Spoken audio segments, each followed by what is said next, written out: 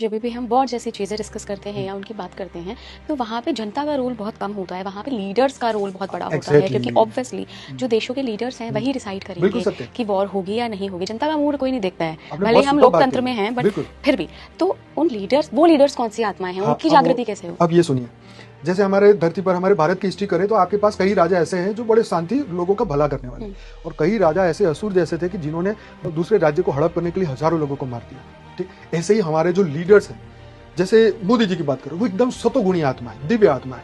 तो वो क्या चाहते हैं कि विश्व में शांति हो, इसलिए हर बार जगह जगह जाके बोलते हैं शांति करो, लड़ो नहीं, बातचीत से समाधान का करो।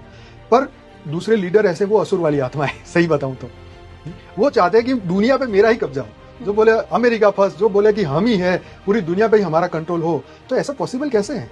तो ऐसी जो तमो प्रधान वाली आत्मा है, तमोगुणी है, वो कभी भी ना खुद चैन से जिएगी, ना उनकी प्रजा को भी शांति से जीने नहीं देगी, क्योंकि वही लड़ेगी और वही लड़ेंगे और वही लोग मरेंगे भी। उन्हीं की प्रजा कर्म बंधन भोगने के लिए उन्हीं के राज्य में पैदा हो गए, उनके देश में पैदा हो गए, और उन्हीं के डिसीजन के कारण उनको मरना भी पड़ेगा। तो ये सब कुछ कर्म के बंधन के अधीन हो रहा है, क्योंकि उनके साथ कर्म होता है। जो कलेक्टिव कर्म होता है ना, जब ट्रेन पे हमला होने वाला था जैसे पाकिस्तान में हुआ, तो वो 250 लोग क्यों वहां पे हो गए?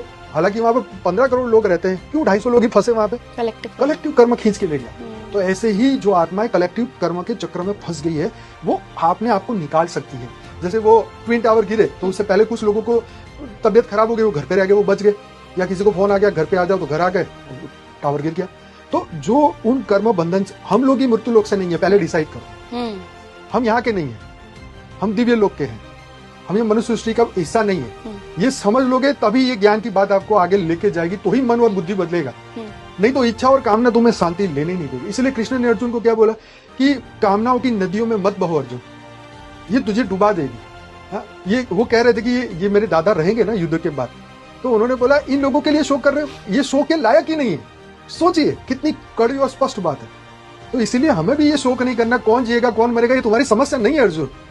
तुम अपने कर्म करो। तो हम श्रेष्ठ आत्मा ना, हम अपने बढ़िया से कर्म करेंगे, हम खुश रहेंगे, हम सत्य चित्त आनंद स्वरूप है। किसने का वो थर्ड वर्ल्ड वॉर देख के दुखी हो? अरे जो करेगा वो भरेगा।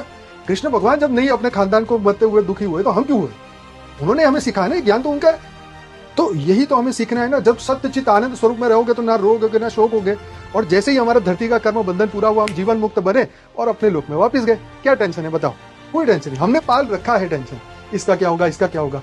अरे अनंत जन्म में अनंत माता पिता, अनंत भाई बहन, अनंत बीबियां, बच्चे, सब कुछ हो चुका है, लेकिन फिर भी कहता है कि इसको कुछ नहीं होना चाहिए। ये राग और द्वेष ही तो बंधन का कारण है। ये अगर ज्ञान योग में छूट गया तो फिर हमें किसी के लिए शोक नहीं होगा। शोक नहीं होगा तो रोग नहीं होगा, रोग नहीं होगा तो हम आनंद में ही आनंद में।